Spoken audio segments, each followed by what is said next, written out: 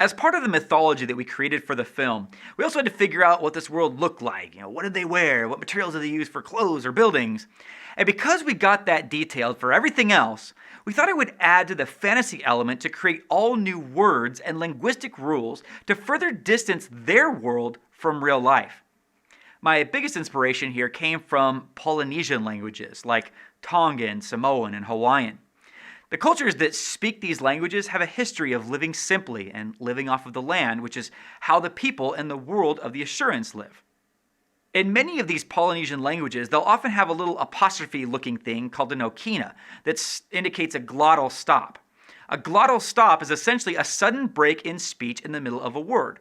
For example, the Samoan phrase for I'm sorry is fa'ameli atau. I'm probably pronouncing that terribly, but that's what it is. That break between the two A's is the okina, or glottal stop. We determined that most proper names in this world have a glottal stop.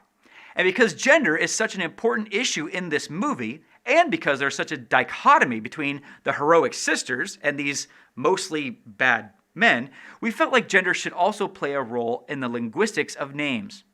So for female names, these people put a glottal stop between two vowels, which changes the second vowel from long to short or vice versa. Te, ani. Corday, a.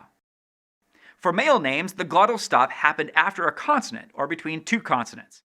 Mark Holland, Galhatan, Garoon. We made sure to put pronunciation guides in the screenplay the first time the name appears in the script so that people reading the script could pronounce the names, know how they sounded. Some readers still complain, though, that the names were too foreign or weird. But, we worked really hard to create completely new names from scratch, which is surprisingly difficult to do. And I'm proud of these names. They work for me. And I think they add a lot to the uniqueness of this world.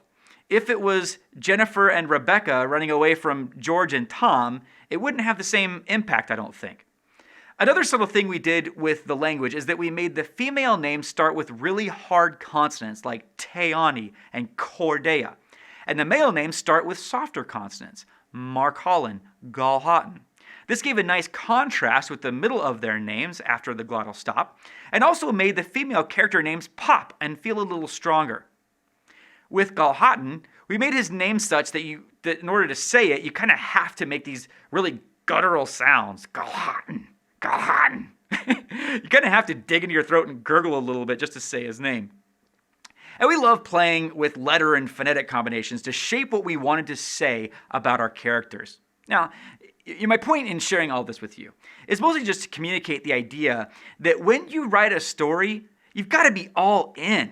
Live in this world for a while in your mind, and even if it's a more, standard movie like a present-day drama or romantic comedy, for example, there are still new rules to the world that you're making. These people are different than you. They have different stories.